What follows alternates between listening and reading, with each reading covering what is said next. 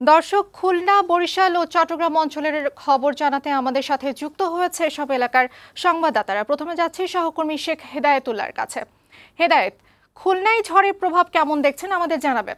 ৮৫,০০০-এর মতো লোক আশ্রয় নিয়েছে, যাদেরকে দুপুরবেলায় দেওয়া হয়েছে শুকনা খাবার এবং শুকনা খাবারের সঙ্গে রাতের বেলায় দেওয়া হবে খিচুড়ি। এছাড়া আমরা কথা বলেছি পানি উন্নয়ন বোর্ডের সাথে।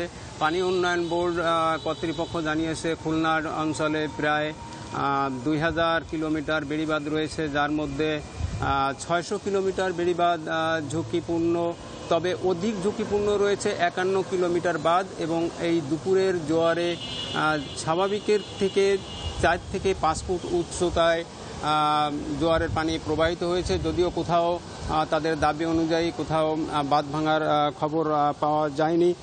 এছাড়া পানি উন্নয়ন বোর্ড কর্তৃপক্ষ জানিয়েছে পশুর শিবসা, কপোতাক্ষ, শাকবাড়িয়া নদীর পানি ৩ থেকে ৫ ফুট, কোনো কোনো জায়গায় আরও বেশি উচ্চতায় প্রবাহিত হয়েছে, যেখানে অনেকটা ঝুঁকিপূর্ণ রয়েছে। তাদের এই ঝুঁকিপূর্ণ অবস্থায় যাতে কোনো জায়গায় বাঁধ ভেঙে না যায় সেক্ষেত্রে তাদের ব্যাপক প্রস্তুতি রয়েছে বলে জানিয়েছেন জেলা পানি উন্নয়ন বোর্ডের নির্বাহী প্রকৌশলী মোহাম্মদ আশরাফুল আলম। এছাড়া সুন্দরবন সংলগ্ন উপজেলার দাকোপের ত্রাণ ও পুনর্বাসন কর্মকর্তা আব্দুল কাদের আমাদেরকে জানিয়েছেন যে সেখানে আশ্রয় নেওয়া নারী ও পুরুষদের ব্যাপক নিরাপত্তা দেওয়া হয়েছে এবং পাশাপাশি গবাদি পশু এবং হাঁস মুরগি নিয়ে তারা সেখানে অবস্থান করছে। সব কিছু মিলে এখন খুলনায় অনেকটা মাঝে মাঝে থেমে থেমে বৃষ্টি হচ্ছে।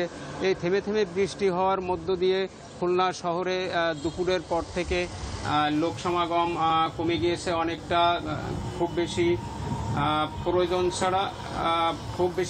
ছাড়া লোকজন বেরোচ্ছে না। যদিও এখন বৃষ্টি নেই, তবে মাঝে মাঝে গুড়ি গুড়ি কখনো একটু ভারী মাঝারি বৃষ্টিপাত হচ্ছে। সবকিছু মিলে খুলনা জেলা প্রশাসন এবং জেলা দুর্যোগ ত্রাণ ব্যবস্থাপনা কর্তৃপক্ষ রোমেল মোকাবেলায় ব্যাপক পদক্ষেপ নিয়েছে বলে এই ছিল খুলনা থেকে রোমেলের সর্বশেষ অবস্থা। ধন্যবাদ লাইলা।